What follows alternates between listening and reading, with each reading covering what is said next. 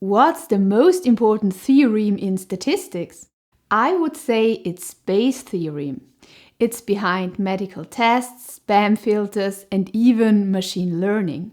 And Bayes' theorem is easy. It's all about prior knowledge. So given that you watched my last video on conditional probability, it's quite likely that you'll easily understand this video. Phew, I spent way too long on that line. Let's get started. Bayes' theorem is based on conditional probability. So a quick reminder, what is conditional probability? In conditional probability, we ask for the probability of event A, given that event B has already occurred. But that we already know. So what does Bayes' theorem actually do? Let's look at an example. Imagine you work in a hospital and you develop a medical test to find out whether someone has a disease. Now suppose this disease is very rare and the test is quite good but not perfect, so sometimes it gives you the wrong result.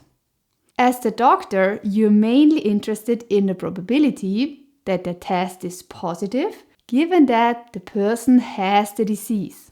So the question is, if a person is diseased, how likely is it that the test is positive?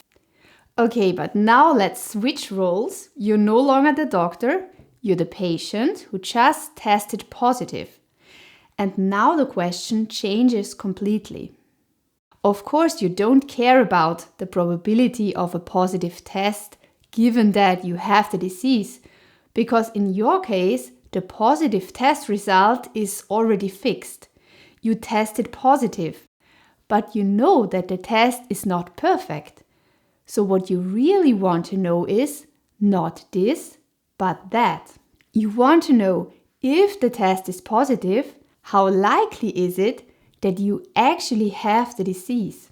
So you don't care about the probability of a positive test given that you have the disease, because in your case, the positive test result is already fixed. You tested positive. So you want to know, if you tested positive, how likely is it that you really have the disease? So the doctor asks one conditional probability question, but the patient cares about the reverse one. And Bayes' theorem is exactly the tool that connects the two. So let's look at how this works. This is the formula for calculating the probability of A given B. We do that by taking the probability of A and B and dividing it by the probability of B. So this is the conditional probability we discussed in the previous video. Now this is the formula for calculating the probability of B given A. So we switched A and B. And now let's cut the parts of the formula into pieces. Basically, here it doesn't matter whether we write the probability of B and A or the probability of A and B. It is the same. So let's just switch A and B so we can see that this is the same in both cases. Now, of course, we can also write it in this form. And now we can just plug B of A and B into the equation above. And we have a relationship between P of A given B and P of B given A. So this is our final formula. If you know one conditional probability, as well as the probability of A and the probability of B, you can work out the other conditional probability. Now you might ask, why not just calculate it directly? In practice, one of these probabilities is often much easier to find, while the other is much harder to get directly. And the Bayes theorem gives you a clear way around that. For example, in our medical test example, and in many medical studies in general, it is often much easier to estimate P of positive given disease than P of disease given positive. Why? Because P of positive given disease can be measured directly in a study.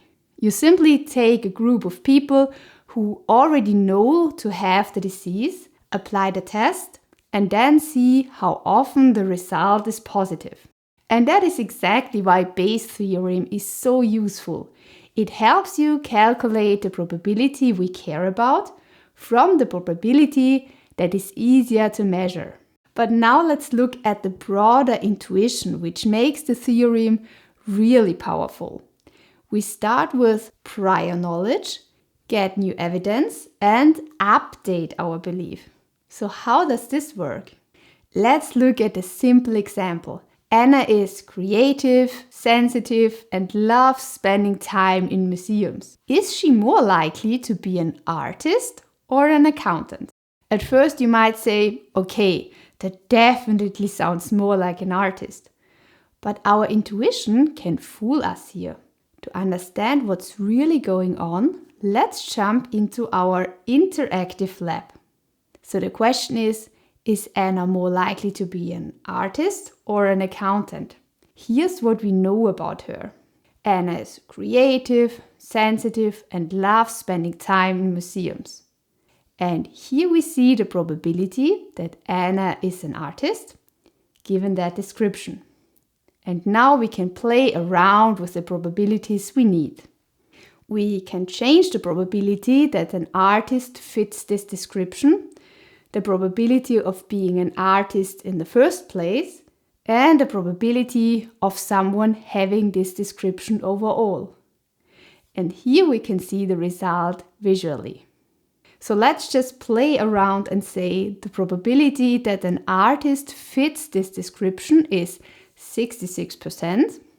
The probability of being an artist is 24%. And the probability of this description overall is 40%. So we assume that this description fits an artist quite well. If someone is an artist, they are more likely than the average person to be creative, sensitive, and to enjoy spending time in museums. So let's go back to Anna. She is creative, sensitive, and loves spending time in museums. Is she more likely to be an artist or an accountant? At first you might say artist, but here comes the important point. There is a second term we also need to consider. How likely it is for someone to be an artist at all, and how likely it is for someone to be an accountant. And in general, there are far fewer artists than accountants. So let's say the probability of being an artist is 24%. Now the question is, what is the probability that Anna is an artist, given that she fits this description? And the answer is only 38%. So even though the description sounds like it clearly points to an artist, the actual probability is still below 50%. But how is that possible? Let's make it visual. Imagine 100 people. 24 of them are artists and 76 are accountants. If 66% of artists fit the description, that means about 16 artists match it. But because there are so many more accountants overall, even a smaller matching rate can still produce more people.